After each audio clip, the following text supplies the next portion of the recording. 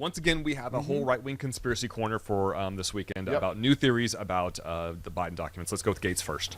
Joe Biden's mad, and he should be. His own Department of Justice is now criminally investigating him. His own staff put him in a terrible position by sitting on this information, and his own lawyer was searching around for the evidence of a paperwork crime from almost a decade ago. So I get why Joe Biden's mad, and you could see Gavin Newsom's thought bubble in the background. He's actually measuring the drapes inside the Oval Office right now. Oh, Matt. No. And the president is upset that things were left behind inadvertently, which is an understandable thing. But he's not mad that the DOJ is investigating him. No. He's welcoming it. Absolutely. No, and they were taking the lead from the DOJ by not talking about an investigation that was ongoing. This story leaked to the press, and I have my own theories about that whole thing. But, this story leaked to the press. Everyone got a hold of it. Biden and them were working with the Department of Justice this whole time. Yeah. That is a huge difference compared to what Trump was doing. And let's not forget that the only reason we knew about the Trump raid was because he leaked. He went out and made a public statement about it. He's the one who made this public information, and he's the one who put a spotlight on his. So that could have stayed under the radar. We knew they were asking for documents from Mar-a-Lago. We were aware that the National Archives were trying to get documents from them, but it was Trump that went out there and said, they raided me, they broke into my home. It was not a raid. It was a lawfully executed search warrant.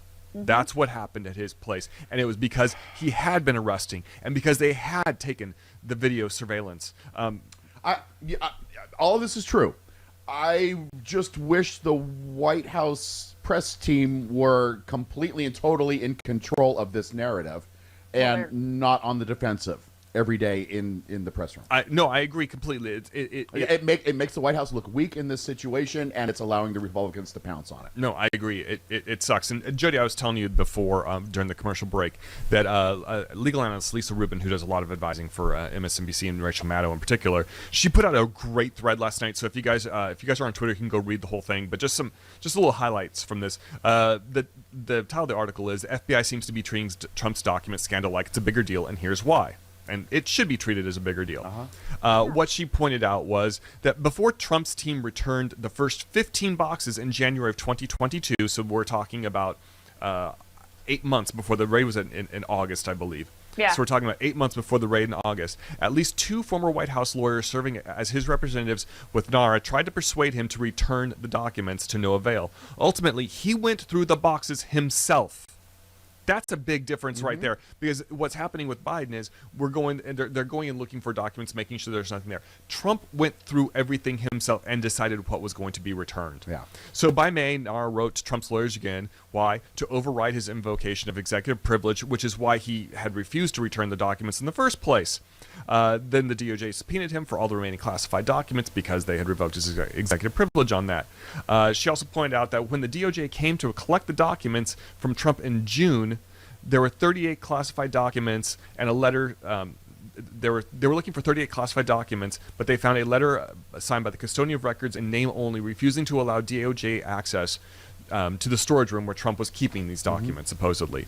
Then, along with witnesses, the DOJ gathered more evidence that the classified documents were in Trump's possession. That's when they subpoenaed surveillance tapes from Mar-a-Lago. Rubin explained that what they found was evidence that former White House Oval Office valet was moving boxes in and out of the storage room where Trump said he was keeping them a full 18 months after the National Archive had asked for those documents back. So not only were they not being kept properly, they were moving them in and out, and Trump was not allowing people to have these. So that right there, that's obstruction of justice, period. End of story. And that's one of the huge differences. So that's when they went and got the search warrant.